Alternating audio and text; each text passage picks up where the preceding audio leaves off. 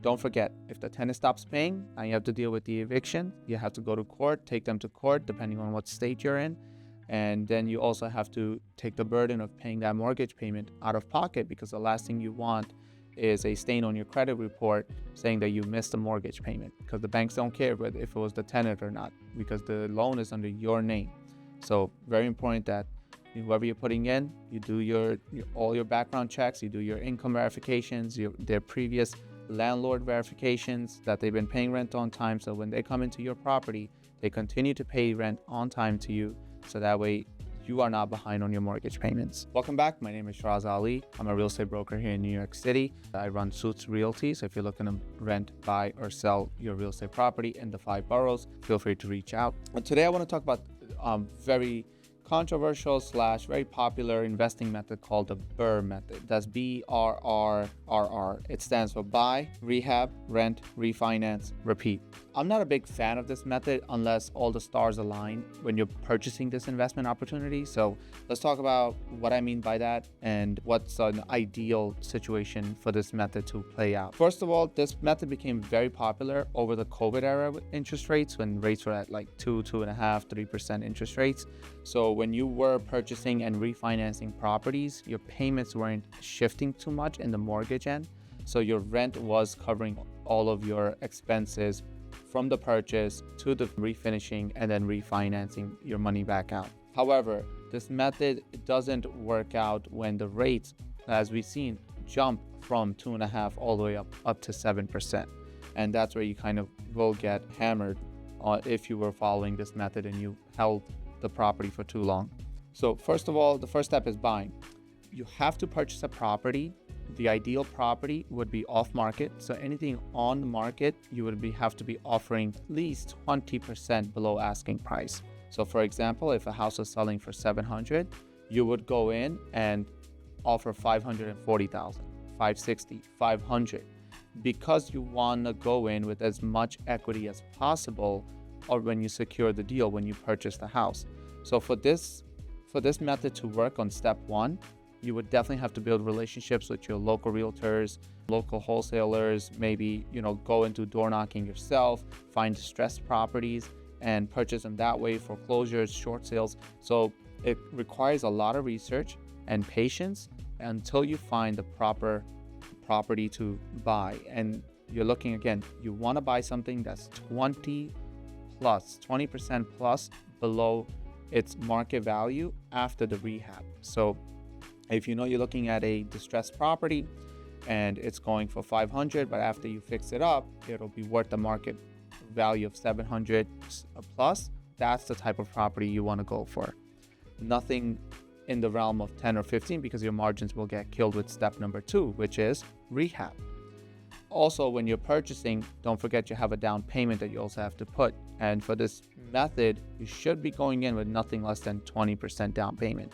Sometimes you might get away with 15, but because these are going to be non-conventional loans where it's not for primary residency, you're definitely going to be getting higher interest rates due to the investment loan structure.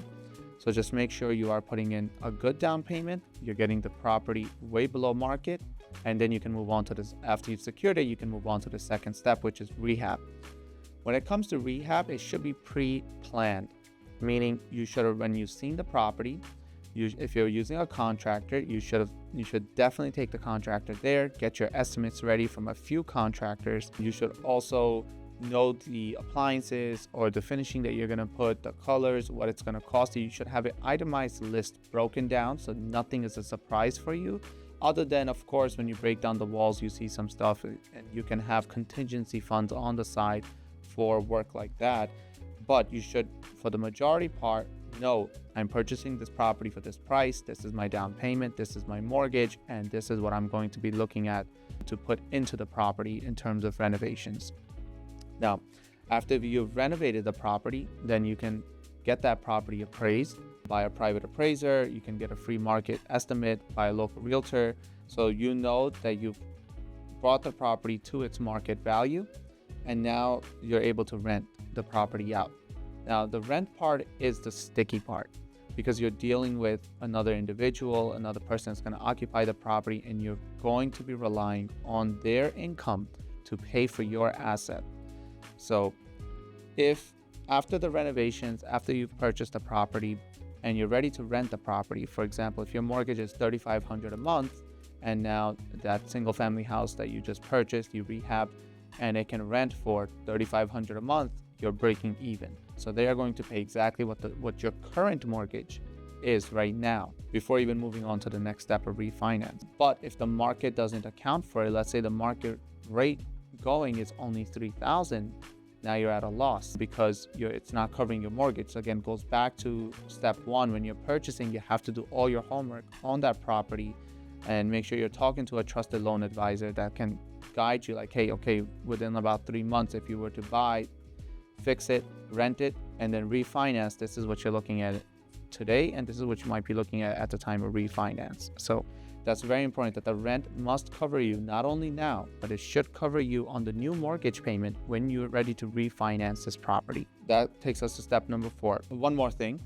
Don't forget, if the tenant stops paying, now you have to deal with the eviction. You have to go to court, take them to court, depending on what state you're in. And then you also have to take the burden of paying that mortgage payment out of pocket, because the last thing you want is a stain on your credit report saying that you missed the mortgage payment, because the banks don't care if it was the tenant or not, because the loan is under your name. So very important that whoever you're putting in, you do all your background checks, you do your income verifications, their previous landlord verifications that they've been paying rent on time. So when they come into your property, they continue to pay rent on time to you. So that way you are not behind on your mortgage payments. Okay, step 4, refinancing. Now, this part is also another sticky part, because now if the rates have gone up, that means your mortgage will be up, because now you're refinancing to cash out.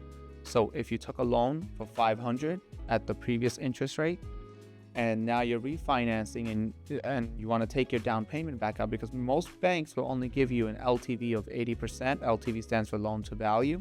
So whatever the value they'll appraise the property, they'll only lend you up to 80% of it, which is okay. So if you follow the instructions that, okay, I bought the property 20% below market, then I also went in, put 20% down, so you're at 40% equity inside the property in total. So when you're refinancing, you can pull that 20% back out. So you have your initial investment back in your pocket, which was just the down payment, not the renovation cost. So your initial down payment is back into your pocket.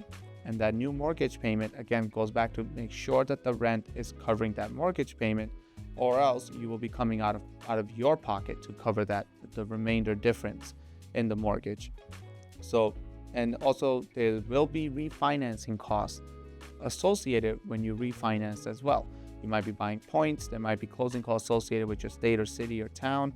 So very important, get all those numbers put together, and you should do all of this during step 1, which is finding the right property. And when you do, you have all your numbers broken down, you have a game plan, and then you want to step into using this method.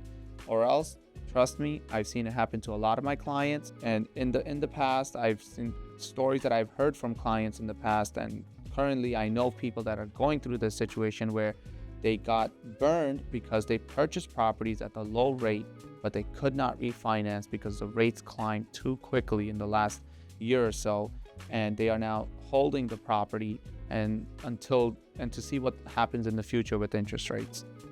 So very important doing refinancing, you know your numbers, that the rent is going to cover your new mortgage payment, and then now you're holding an asset that has 20% equity, as well as now you have your 20% back in your pocket, and then you can do the last step, which is repeat, and you can repeat this process again. So this is by no means a get-rich-quick process. This definitely takes time. It will take a few years for you to build a portfolio, but you can definitely build wealth within 5 to 10 years of owning real estate, and you can build some serious wealth with this process. I hope I was able to explain that to you a little bit in depth, what the BRRRR method stands for, because online a lot of people just say buy it, rent it, refinance it, take your money out and move on to the next. It's very easy to say that, but in reality, when you're practicing this method, it's a lot of work, and you just have to be ready for that work. Thank you guys for watching. If you enjoy this content, make sure you like, subscribe, and share the content with everybody, with your friends and family. And I'll see you guys on the next one.